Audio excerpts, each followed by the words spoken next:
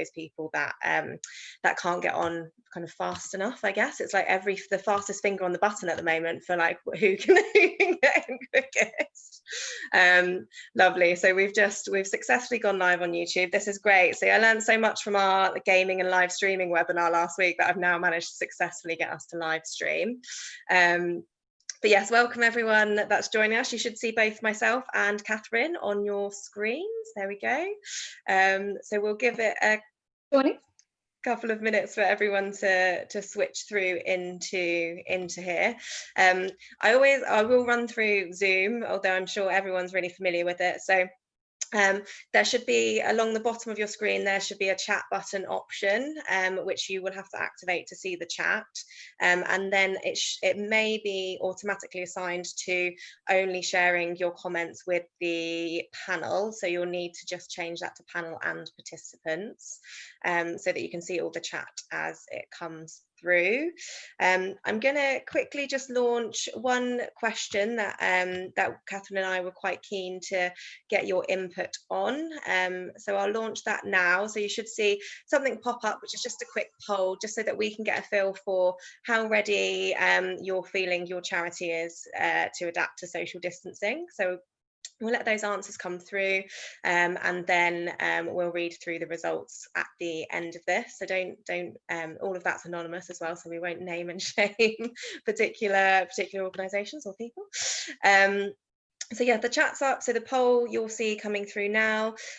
We will be using the chat throughout the webinar. So there's a couple of points on the presentation where we have questions that we'd like your thoughts and input on. So feel free to answer those. And at the end of the session, we are set up to, or we've got some time to run through any questions that you guys might have. But feel free to post them throughout the webinar on the chat. So and I will keep track of those, and then we'll come back to. Those people that will be joining us on YouTube, we'll try and keep a track of the chat on there, but it's not as easy. So most of the people on Zoom will have to kind of ask the questions for you. And if there's anything that we don't cover, I'll send around a follow-up email after this, introducing Catherine, contact details as well. So you can always reach out to her directly. She's been wonderfully helpful to the sector during this time. So it looks like we've probably got most people with us now. I'm sure many of you have been with Catherine and I on a couple of our previous ones. I love it. It's like a dream team, Catherine. This is what I keep thinking. You're the highlight of my week at the moment. God, that is depressing on a number of levels, and I'm not sure which one of us is Ant or Dick. I don't know, but we do always appear on the screen on the same sides, you know. So yeah, that's true. We have our best sides, obviously. That's the way of working. And for those of you who've not been with us before, so this is the sixth webinar in our series. The recordings of the others are all on YouTube. So if you've missed out on those, they cover a range of different topics. So feel free to go and check those out. For those not involved with me previously, Ashby Jenkins Recruitment is normally a recruitment agency covering digital innovation and fundraising roles. Most of my team, including myself, are ex-fundraisers, so we've got some really good insight into the sector and focus on building strong relationships with our clients, which is how I came across Catherine in the first place. And we have decided to host these webinars as a way of obviously supporting the sector through this crisis and these challenging times. So hopefully you'll find them really useful. Today we will go into how to adapt your traditional fundraising channels to social distancing, and we are delighted to be joined by Catherine for that. So Catherine Miles is from Catherine Miles Consulting. For those not familiar with her background, she was previously Director of Fundraising at Battersea, Breast Cancer Now and Anti-Nolan, and recently set up her own consultancy to help organisations grow and I guess adapt their fundraising. In the last couple of months, Catherine has been hosting roundtables with directors and CEOs across the sector, as well as providing kind of one-to-one advice sessions to individuals. So she is a font of knowledge and always direct in her delivery, which is, I'm sure, is one of the reasons we have so many people with us today.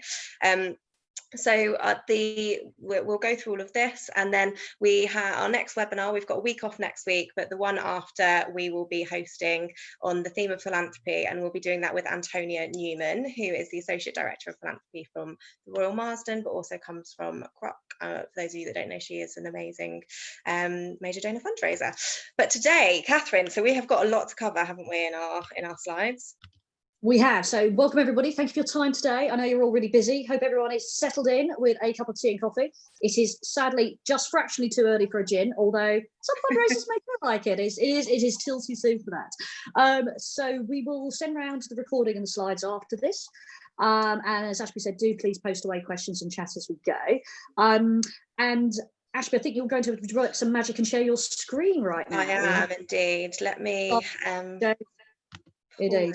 And I guess the first thing to say is, I suppose a lot of you, I'd imagine right now, have had a quite difficult few weeks and challenging times.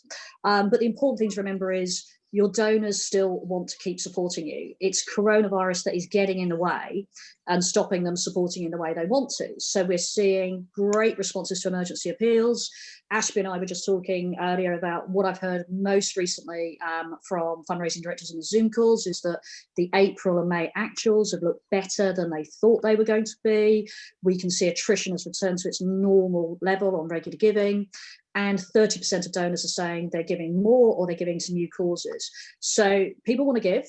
The challenge is how we adapt fundraising to our new normal, which of course is a terrible bit of jargon already. Ashby, could you move on to the third slide, to the little picture? This is marvelous, my lovely assistant. This is fantastic. There we go. Fabulous, this is great. So in terms of the environment we're going to be working in, as we know, many people are likely to continue to still be working from home, including ourselves, in full or in part.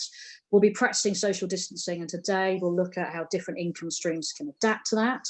We'll be likely to be dealing with a significant economic downturn, and there's likely to be waves of local or national lockdown, or indeed your supporters, your staff suddenly needing to isolate with the Trace and Test apps working.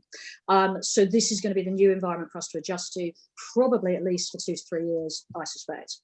And we have our first chat question for you here. This is your first bit of interaction. This is great. So we'd love you to post in the chat field. How have you been looking to actively upskill yourself to cope with the changes in fundraising? So have you been looking for training? Have you been searching for information online? Have you been talking to other fundraisers? And also, what would help?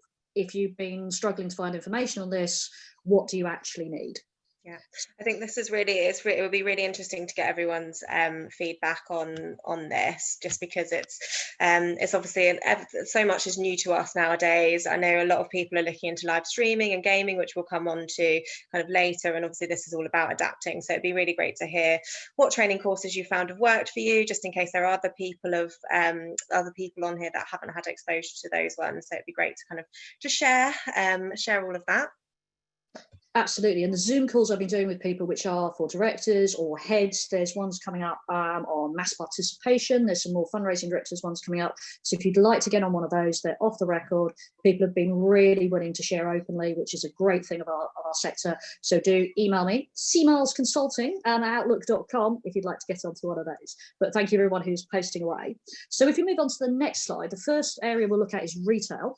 So obviously charity shops are going to be allowed to open from 15th of June with social distancing in place. Now, what you're likely to see there is a big influx of stock if you have retail shops. We've all been clearing out our wardrobes and our cupboards, but that's potentially going to lead to an oversupply problem, a reduction in your sell-on rates for rag prices, and pressure on warehousing. So there's some challenges here about how you bring your retail activity back. So those of you who have already got retail activity online, there may be opportunities to scale that up or start it for the first time. And of course, things that work well there are specialist areas like vinyl or rare books. And actually ClickSargent have done some great stuff on that over the years. And then it's a real opportunity to assess which of your shops can operate profitably with social distancing. So which are going to be able to run with lower footfall. Where have you got volunteers who might still be shielding? Where have you got volunteers who just may not feel comfortable to come back and do their shifts in the shops? What's it going to cost you to put social distancing adjustments in place? So perspex screens and everything else. how are you going to get your PPE? How are you going to get ongoing supplies of PPE? So there's lots of things to think about here. And what you might find is it makes sense, as the large charities are doing, to bring back your shops phased by phased and really focusing on the ones that can operate in net profit under these circumstances. You may also find there's some outlets that you can't run profitably like this. It's just not possible with the footfall.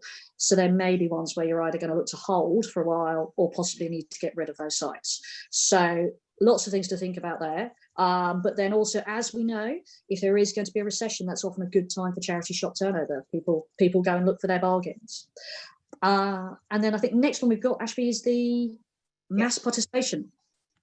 So yes, big challenge on mass participation events. So particularly in terms of whether you've got lots of workplace or friendship-based fundraising. Important to remember here, physical events don't automatically convert to virtual. We've got some great tips for you coming up about if you want to do a virtual event from scratch. So that is coming up on your next slide, in fact, so, which is a bit of a spoiler right here. But if you're going to try and convert an existing mass participation event, it's worth. Oh, easy time. Sneak peek. That's all plan. Fantastic. But if you're going to try and take a physical event into virtual, it's worth having a think about what is really motivating your supporters to take part in that current event. What are they looking to have fun with colleagues? Are they looking to set themselves a physical challenge? Are they looking to get together with friends and family? And then can you replicate that experience online? So can you do things like workplace dress-up days via Zooms? Can you do things like physical challenges where everyone's contributing towards a collective target? How do you replicate that feeling? And I think what's also particularly important here, if you've got a well-established mass participation event that you've been doing for a number of years, is talk to those people who have previously been doing it. So what do they think is going to work? How do they think this could adjust to virtual and online and work for their workplace, for their friends and family? And of course, there's a great opportunity right now to have those conversations with them by Zoom, have those conversations sending out survey monkeys. But I think it's really important to take advice from the people who've actually done the event in the past about how it could transition over. And if you want to have a look at an example of one of the biggest mass participation events that does currently have a virtual version of itself being tested, Cancer Research UK's Race for Life has Race for Life at Home. They have a Facebook group that currently has 6,000 signups to it, and that's being positioned as set yourself a 5 or a 10k physical challenge to do from home. So it'll be very interesting to see. They've had take up of people starting to fundraise, do that. They've had signups to take part. So very interesting to see if a mass participation of that scale does successfully transition across. It's interesting as well, because I'd imagine a lot of fundraisers over the years have kind of been trying to put forward testing of new ways of working and new events, and maybe because everything had been working really well, had those ideas knocked back, whereas I guess now is the perfect time for people to, if you've heard a no before, now is the time it's time to get the yes, with when everyone's feeling a little bit more open to trying new things and trying to experiment. Absolutely. And we know charities are ramping up their capacity on digital. We know jobs are coming onto the market on digital and in innovation teams as well for exactly that reason. So yes, good opportunity to make your business cases and pitch for that right now. If we pop on to the next slide, which you saw briefly before, here's some thoughts we've got on what makes a successful virtual event. And again, I've been talking to a large number of teams in the sector about what they have tried, what's worked, what's not. So I think the idea of keeping the concept simple, coming up with a simple idea that people can grasp easily, and then, as we know, our wonderful supporters will flex around that. They will come up then with their own little versions of it, but have your headlines concept quite simple. Setting a collective target or goal is motivational for people. So there's evidence that supporters find if you set these challenges up where participants compete against one another, they find that a turn off. That's not what they're trying to do from their values perspective, but doing a collective goal can be really good. So there's a great example of this from Anthony Nolan. The 2018 Anthony Nolan London Marathon runners got together at the start of coronavirus through their Facebook group for runners, and they set themselves a collective target to run locally the distance from Land's End to John O'Groats. And they mapped it all on their Stravas, and they shared and they contributed to this collective mileage. And they produced a great video of how and why they did that. And there's a link to that in the further information at the end. That it's definitely worth having a watch of it, because it's a really interesting example of historic events participants who had just stayed in touch Facebook, bouncing, creating groups is really people, other participants their Facebook page, set up their Just Giving page. And Facebook groups are really, really important as drivers for this type of activity. And then it's so important to make the supporter journey as frictionless as possible. Somebody's just sitting on the chat there. The audio. Yeah, I lost you for a little bit there as well, Catherine. Yeah, it's back now. I don't know whether the making it easy to engage bit. I think that is the bit that went under. And I think so. In terms of that, you were saying kind of make sure you use as many different channels as possible so that people can kind of engage in ways that they want, rather than being really prescriptive and saying this is a Instagram only type thing, or this is a via Facebook Live or whatever. Yeah, absolutely. And I think that thing around seamlessness then within that. So then when you're setting up your supporter journeys, making it really smooth and frictionless. We know as fundraisers, every time there's a problem in the supporter journey, we'll lose people, they'll drop off. So setting up those APIs going out to set up a fundraising page, having weekly emails, try to make that journey as frictionless as you possibly can. Then incorporating digital rewards, if you can do that, can work really well. So great example from this with CRUK and Triathlon, sending people digital badges to put on their social media profiles when they hit certain fundraising milestones. There could be some great opportunities to do that via Zoom backgrounds, for example. Fantastic for people to showcase to their colleagues that they've hit a certain fundraising target in their Zoom background. And there's an interesting thing at the moment about charities testing when they ask people to raise a certain minimum as part of a virtual event, say, we'd like you to raise £100, giving people the option to do that via donation rather than going out to their audiences for sponsorship. And that's because there's some feedback from supporters that they're not sure about their friends and family's financial circumstances at the moment. And that idea of actually, I'd just rather pay it myself as donation might gain some traction. So it's worth testing both. There's definitely still the market for people to go and seek sponsorship, but it might be worth offering the donation option as well. Yeah. And I think what's interesting is we are seeing some really, really successful ones in the market.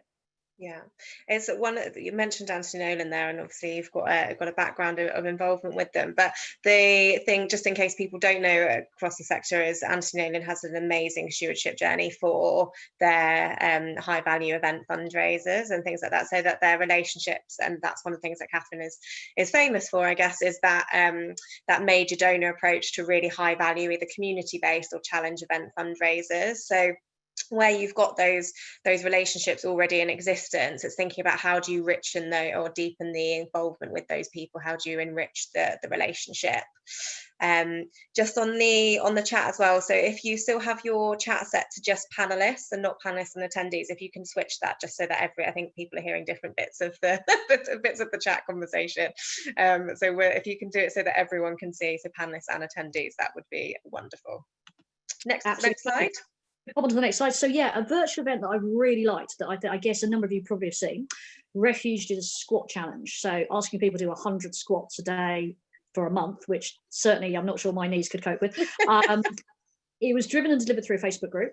They had 5,000 people joining the group, over 1,000 fundraising pages set up, and they raised 105k, which is fantastic. And they were aiming for about 40k. And it's a totally new event, totally new initiative for them. Their costs were about 20k to do the promotion through Facebook and set things up. So with 85k net, that's a 5-to-1 ROI. So it shows what's possible if you get a concept that can work and is easy for people to do.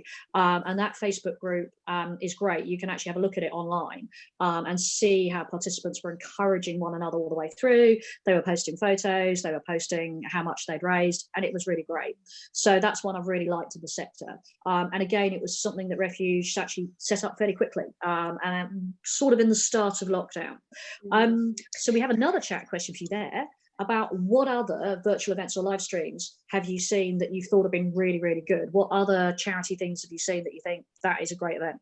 Yeah, no, that would be great to hear what everyone's saying. And another interesting thing about Refuge, and I know we've touched on this before, but I don't think they furloughed many of their fundraising team, did they? Which meant they had everyone on board to kind of get behind this event and run with it. Yeah, absolutely. And I think one of the things that from talking to people across the sector, of course, lots of charities have been in a financial position where they've had to furlough, but that has really impacted on people's abilities to obviously set up fundraising pipelines for 2021 and also to take advantage of the opportunities that are there in the current market. And I know for those of you who have been on furlough, it's obviously a worrying time. And for those of you that have still been working, lots of people have had huge workloads doing 2 to 3 different jobs at the same time. So I think that importance of, yes, trying to keep as many of your fundraising as you can is really key. And absolutely also one of the other great things that Refuge did was they brought forward their fundraising investment earlier in the year, and then they also successfully went to their board and got additional investment. So, and they are, I think they've exceeded their this year's financial target within 4 months because they've done, and they've raised over £2 million online through digital channels. Now, obviously, they've had a situation here where coronavirus has totally impacted and increased the spike for their services, and that's been prominent in the media. However, it shows what's possible, and it shows what's possible if you've got quick decision making from your senior staff and board to back fundraising and keep that investment and those staff flowing. As we know, you can't raise money without fundraisers. We are essential. In fact, we should be really viewed as key workers. Fantastic example coming through on the virtual chat, which is wonderful. Yeah, thanks for sharing those, guys. That's really useful. A couple of those I haven't seen before, although I have enjoyed the overdress photos that I've been seeing on people's LinkedIn, which is great. Clever about Glam Up is it's a concept that the originators have then gone and taken to charities around the world. So they've got partners, multiple charity partners signed up in each country, which is really interesting, I think, given that this is, a global pandemic. No reason why we shouldn't be doing global fundraising. No, completely. Okay, let's go on to the next one. So challenge events. Obviously this is the one that's on everyone's mind, I think, as the kind of everyone's worried. We've not heard from the London Marathon yet, have we? No, decision due by the end of August. I mean, my personal take is I don't think those large third-party events are going to come back in autumn 2020. I think we're looking at the 2021 season. I just don't see how it is going to be possible, either in terms of public transport, hotels being open, that number of people being around. But what we do know is 2020 participants, 80% of them are saying they'd be happy to defer to 2021. They want to do this event. They want to do it when it's safe. So it's really important right now that you're stewarding your 2020 events, participants, and your past participants. So offering deferrals, keeping the supported journey going, keeping them fundraising, maybe doing some nice stewardship around the date of the event would have taken place. So I think it's so important to hold on to those people.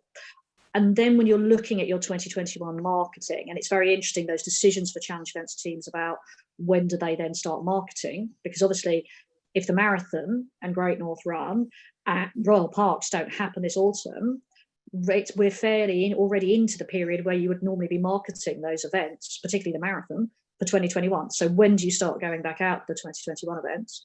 And I think when you're doing that marketing, it's really important to highlight your refund or your deferral options to reassure people as they give the reg fees that actually, okay, if this event then gets postponed, do I get my reg fee back? And really making a virtue of how you're going to do social distancing and safety at those events. So how are you going to have PPE for your staff and volunteers? How are you going to do cleaning and sanitizing? If you're out there promoting your own events that you own, how are you going to adjust? Are you going to do smaller waves of participants? Are you going to have a wider range of times on your waves of people setting off so they're in less close proximity? And I think it's important to be really upfront with that in your marketing and your communications so people know what they're getting into, and you're recognizing the events are going to have to adjust slightly with this, but they can be done safely. I think what's also worth looking at, which we know some charities have had already, is insurance policies on your 2021 income. If it's a very large proportion of your income, it's very important to your charity, you can get those policies. It's likely that the policy costs have gone up. Yeah, I could imagine. Not saying that insurance companies are, unscrupulous or anything like that. Yes, not that they're seeing a market opportunity here or anything, but it is possible to get it. We did it at Antinonum when we were the Marathon Charity of the Year, for example, because it was such a large amount of money for us in that partnership. So worth looking at that. And I also think it's really important you are developing comprehensive and robust do your own thing supporter journeys. We know people have taken up jogging and cycling during the lockdown, and I think do your own thing is going to be really popular next year, and also this autumn as well. And people are going to feel comfortable to do a challenge with their friends and family in their local area, potentially when they won't be feeling comfortable to travel to a major city to be in one of these 50,000, 80,000 plus participant events. Yeah, I think it's really interesting as well that you've mentioned on this slide, but also on one of the previous ones, around pulling your previous participants or past supporters into kind of working groups on what they're looking for and what they're going to feel comfortable doing. Because I think especially if your charity is still a little nervous around kind of going out and asking for money from those supporters, to just another way to deepen that relationship is having conversations about, as much as you can, what are your thoughts on this? What are your suggestions? And if you can get them involved with shaping your program, they'll feel more responsibility to actually fundraising for you and staying engaged, which I think is great. Yeah, really important. It's a great way of stewarding them, isn't it? It's very flattering to be asked your opinion. We've had an interesting question on the chat about what percentage of your charity's income coming from events would we think about then make sense to try and think about an insurance policy. And I think for me, I think if you're in a situation where you've got upwards of 20% of your charity's net income coming in from events, I would think about at least exploring the options with your insurance brokers. It may be the policy premiums are prohibitive and it's not worth it, but at that level, I would certainly be exploring it, just simply because I think this amount of uncertainty about fundraising that is booked for a specific date in a specific location, I think is going to keep going on and on. So yeah, I would say if you're above 20% net, have a look at what might be possible. Yeah. Great. And then special events. So looking at these, this is the fun one as well. The fun one, absolutely. And I know, I'm sure some of these are familiar examples to people. So what's interesting about special events is I think this is where we've seen some of the biggest crossover of a previously established event going virtual, which is really interesting. So ones I've liked are the Gosh Gala Dinner, which I think lots of people saw on LinkedIn. So they created a gala dinner hosted by Dara O'Brien. There was exclusive performances, a celebrity chef menu that you could have a go at cooking at home. And it was £25 to get that online access to the event. It was 2 hours. And there was auctions and raffles during that time. And they raised 36K. And it was a really, I think, interesting example about how you can do those elements of gala ball and exclusivity online. And I think lots of you know in the sector that Marie Curie have had a very successful quiz night that has run for a number of years. So they took a version of that online and raised over 50K in the first one. So I was pleased at how the first one went. And Women for Women International, which I am a trustee of and chair the fundraising committee, we have a very high-end fashion car boot sale, which has an awful lot of very, very high-end items donated. Takes place each year. So we took that virtual on Instagram Live, essentially as a celebrity and influencer-driven auction. And that raised over 90K and went really well with very, very low costs. And then there's also been this phenomenon of celebrities doing live streams on different social media platforms for charities. So that's Lewis Capaldi on TikTok. I raised 40K for the Red Cross on that. And that's part of a series of ones that celebrities have been doing for the Red Cross on TikTok. And obviously it's helping TikTok expand and their reach. So I think what's really interesting here is it's worth considering. Some of these events may be producing lower gross income than they did previously, but the net income may be comparable, particularly when you factor in staff time. So given we know lots of the traditional special events were really struggling in terms of costs going up, staff time going up, the net was proving really, really difficult to get a good return on investment on them. It's worth thinking about, if you're doing things virtually through your special events program, actually is your net income and return on investment comparable, because it just costs you less and takes less staff time to do this. And clearly there is appetite from supporters to do these type of events. So I think it's a really interesting example, and I think some of these are absolutely going to continue. And one of the things sorry, how much would your car boot, the Women for Women car boot sale, raise each year as a standard? So usually it's been anywhere between 220, 270,000. So it's been a really on gross, but obviously the costs have been quite high. So the costs on the car boot sale on the 90K was about 17,000.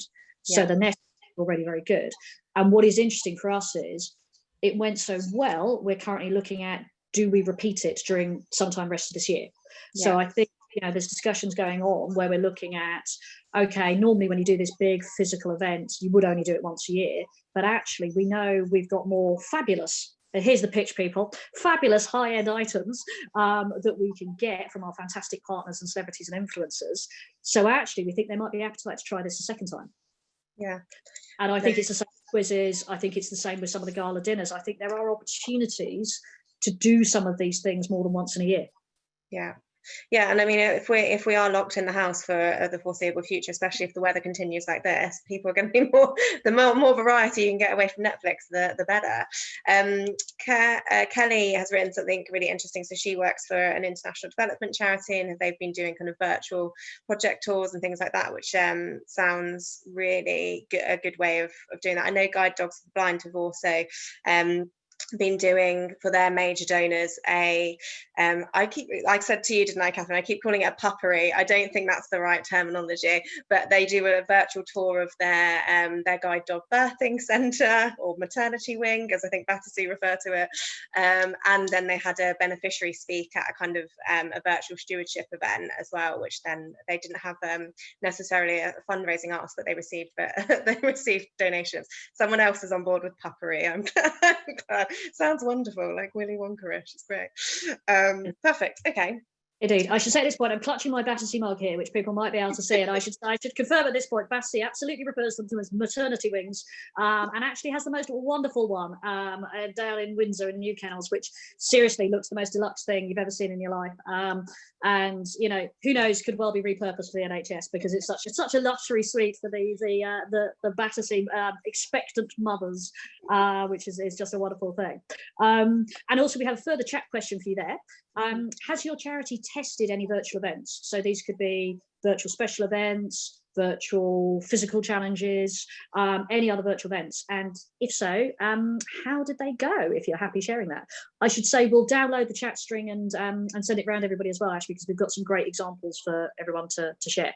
Yeah, no, really nice. And Kelly, I might actually just pick up with you and tap your brain after this, just in terms of what you've been doing, because it sounds really, really interesting. So that would be great. So next, I think those examples of using virtual to do stewardship and actually sometimes being able to monetize that is really great. So lots of charities have done great Zoom calls with their major donors and their chief execs. And they've done similar things where they've done webinars with their service staff or their service users, and people have really enjoyed that. Or done a little bit of webinar of behind the scenes of how they're adjusting their projects and services right now, which is great. And actually at Women for Women International, we've also tested getting quite a high profile speaker that people are interested to hear, and running it as a paid webinar. And we kept the ticket price quite accessible. I think the ticket prices range from £10 to £30, but again, it's sold out. And I think there's, as you said, there is appetite for that type of content because everyone is at home. Personally, in a very middle-class stereotype, I spent most of the previous couple of weekends on Hey Digital Festival, which was fantastic to sign up and see those sessions online. And again, Hey, you can pay £10 to get into the back catalogue of sessions. So I think it's worth all charities thinking about what content have you got, or what could you create, either as stewardship or again as a paid opportunity, because obviously you potentially get several hundred people on a webinar paying you £20 to hear somebody speak about the charity's work. Again, it's an income stream.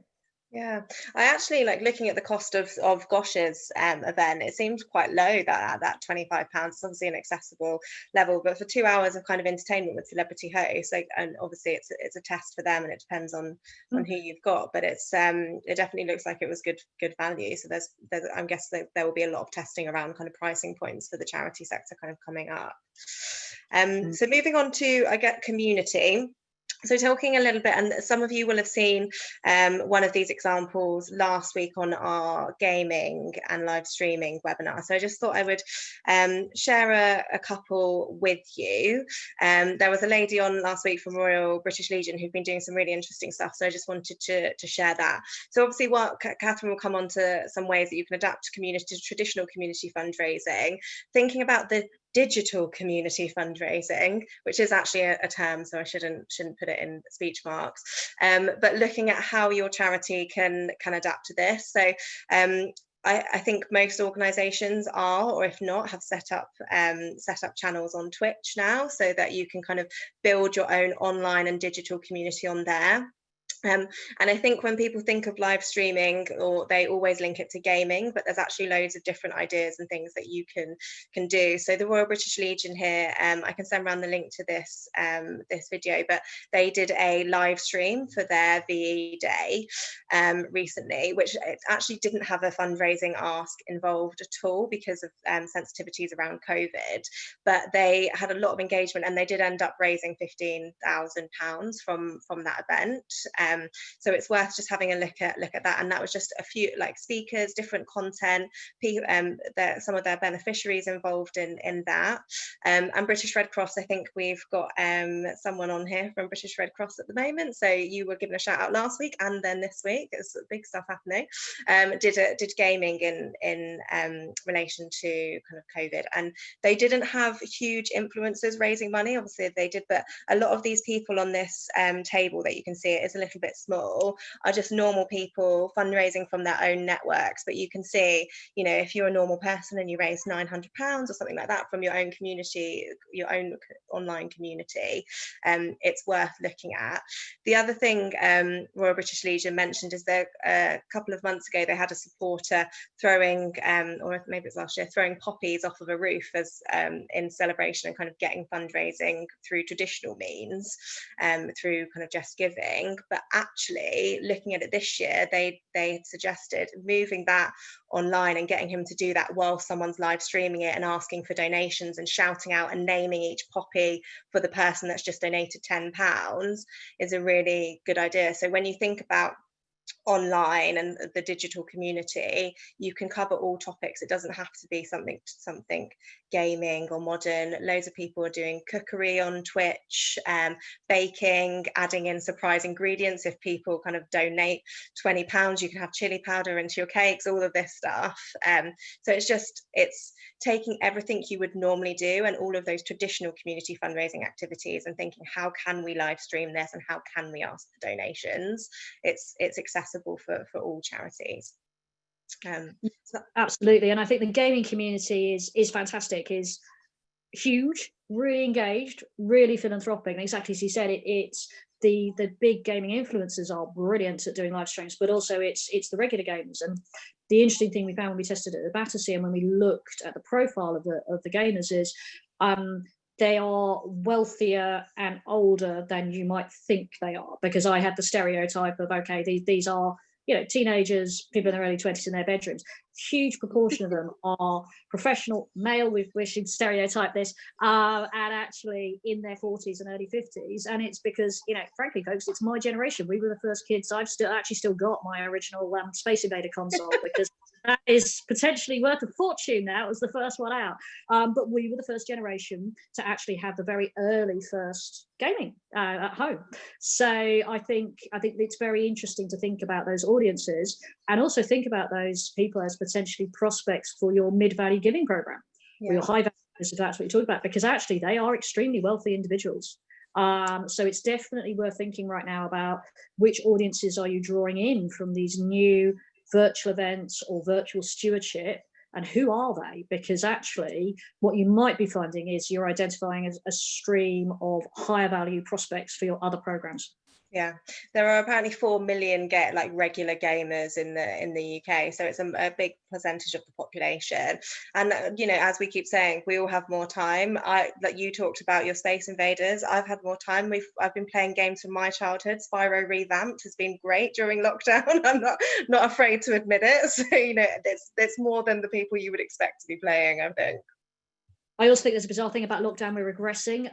I've started eating variety pack cereals again, which I haven't done since about the age of 12. I've got no idea why that is, but they're great. Get people, it's fantastic, particularly if you don't have to now longer have to fight with your sibling over who gets the Cocoa Pot. So, indeed. So onto community now. Bit more of a challenge, I think, for the very traditional community fundraising. So I think there's a huge thing here of your committed community supporters who've raised money for you for a long time, whether they've done that sort of individually or as part of volunteer friends groups. sit down and talk to them about what they think is going to work for them. Now, we know a lot of that demographic might be in the shielding age groups. They might be 70 plus or have friends and connections that are.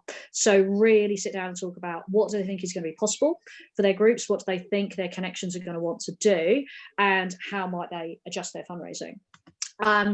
I think where there is going to continue to be a move away from cash. So the reduction in the UK using cash has been phenomenal. And it's actually quite extraordinary that even ice cream vans have gone contactless. One of the few things I've actually spent money on over the last few weeks is ice cream, just very, and again, contactless. So I think that looking at how you're using contactless collection tins and buckets, expanding that, rolling that out, using them for the first time if need be. I think there's definitely some community fundraising that has a slightly more natural fit to social distancing, which might be ideas you could suggest to your community fundraising volunteers. So things like gardening openings, sponsored walks, that type of activity that's outdoor where people don't have to be in close proximity. And lots of people on the chat field have rightly been giving a good shout out to Marie Curie and their resources online, which are downloadable, which someone has helpfully shared the link to, about how they help their community supporters carry on with the virtual community fundraising that's sprung up. So I'm sure you probably had supporters that have started to do their own Zoom quizzes, their own gin tasting nights, various different activities, head shaves at home. So if you can see that is coming in from your community supporters, what's working, how do you share those tips, those downloadable resources, and how do you share that with your other community supporters, or practical examples of things that people can do for you. And I think within this, what's so crucial for us as a sector is that regardless of whether your community supporters can raise money for you right now or not, that you maintain your close relationship with them. I think one of the things we are not great at as a sector is if we've got a supporter who maybe isn't raising money for us or giving to us right now in any given financial year, the tendency is to move away from them or not to prioritise them or potentially even drop contact with them. And I think what is so important with these community supporters, because they're so passionate about your work, if you think about, you have to really, really care about a charity to spontaneously get off your sofa and decide to organise a whole load of really complex fundraising for them.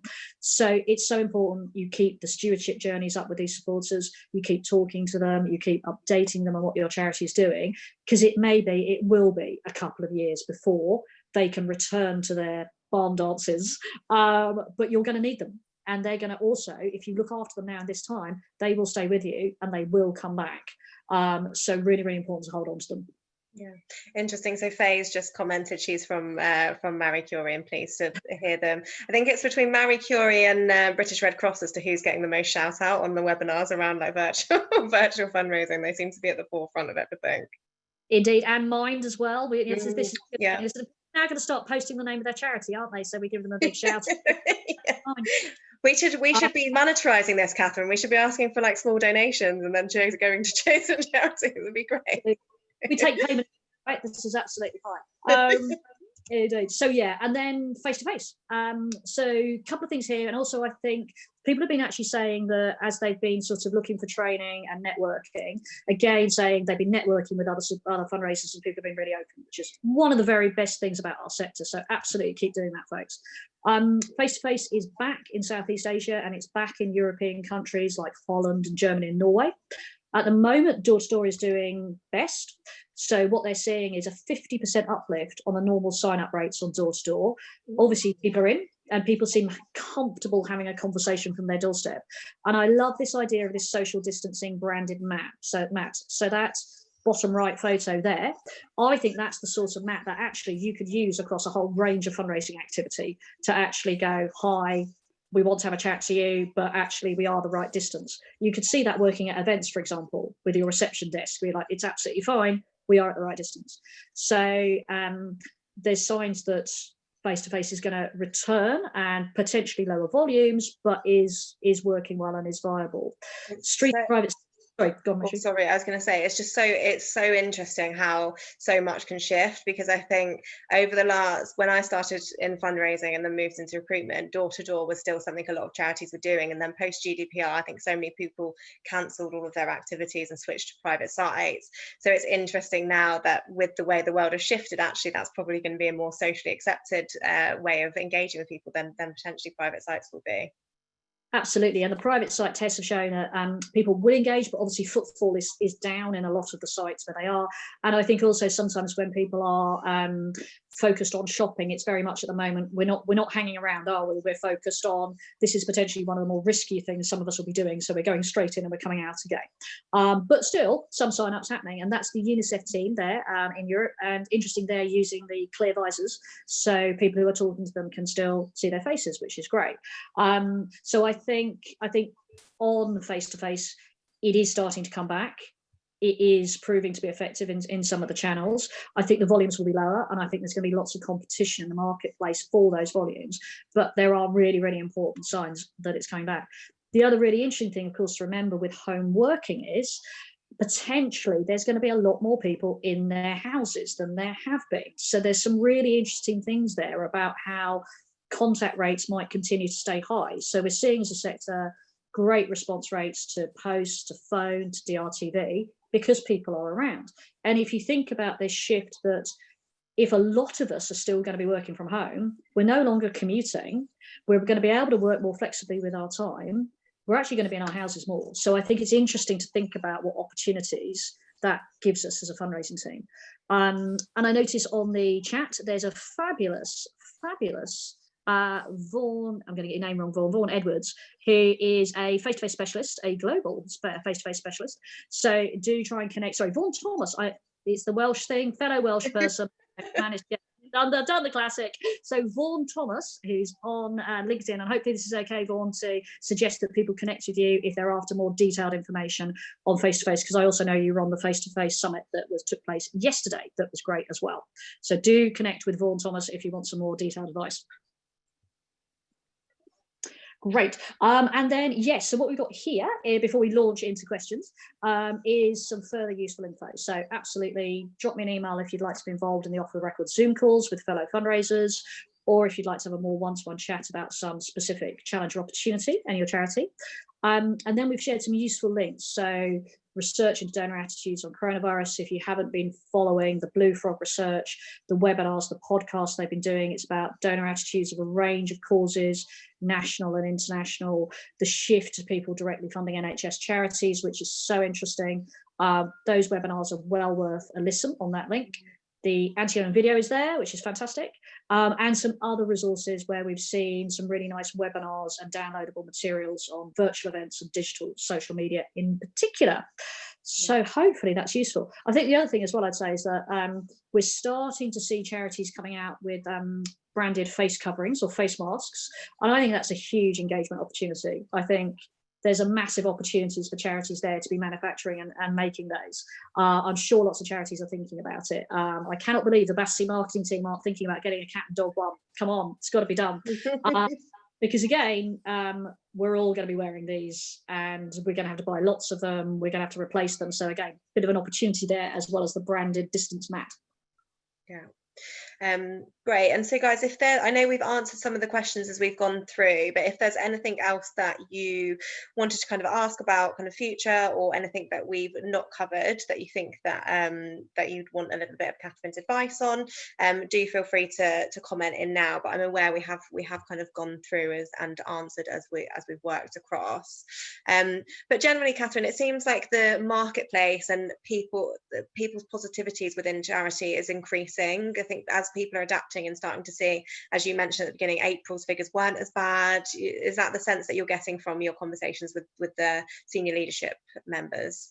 Yeah, I think the first thing to say is this isn't impacting on all charities equally. This is really depends what your fundraising mix is, and are you heavily dependent on the income streams that rely on social interaction. So if you've got large chunks of money coming from retail, community, events, charity of the year, or corporate, those charities are seeing very big drops in income. So things of the scale of 30 to 40% in year drops are being talked about across a number of people. And of course, for the big charities, that is a huge volume of income.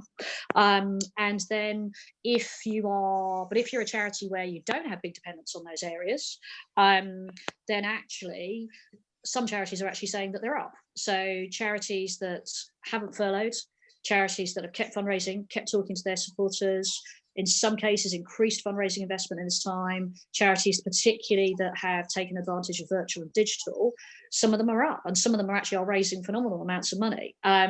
So it's different, it's patchy, but yes, definitely a lot of the messages are April and May has been nowhere near as bad as we thought it was going to be when we redid our figures in March.